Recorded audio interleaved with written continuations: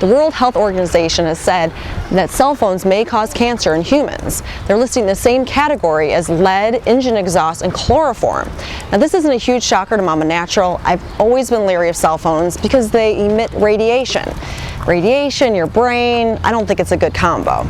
So here are the top 10 things that you can do to limit your radiation exposure. Speakerphone is best because the phone is not even connected to you, but obviously you can't always have a public conversation. So the next best bet is a hands-free device, whether that's the wired or the Bluetooth. It really depends on your preference, and there's some controversy on which is best.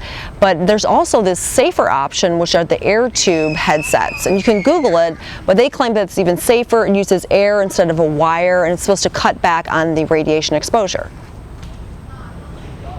Now we wouldn't want to put our microwaves in our pockets or strap them on our backs. It's the same with the cell phone. When you're not using it, just keep it away from you, and definitely don't put it in your pocket.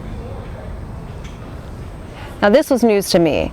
When your phone is on those low bars, it's really going to be working hard to connect with the cell tower, and as it does, it emits a lot of radiation. So make calls when your signal is strong.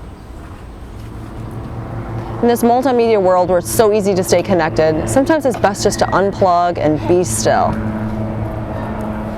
My beloved iPhone certainly doesn't make the cut, but there are phones that emit less radiation. You can check out the list in the video description below.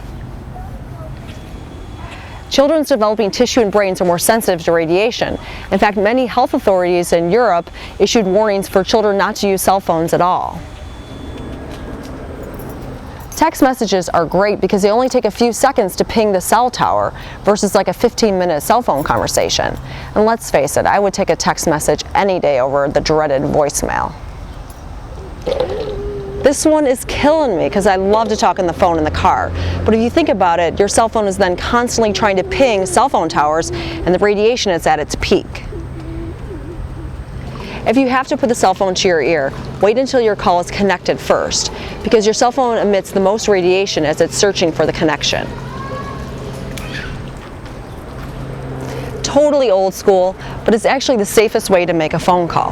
And I'm actually kind of nostalgic for the days when there just used to be one master number for families.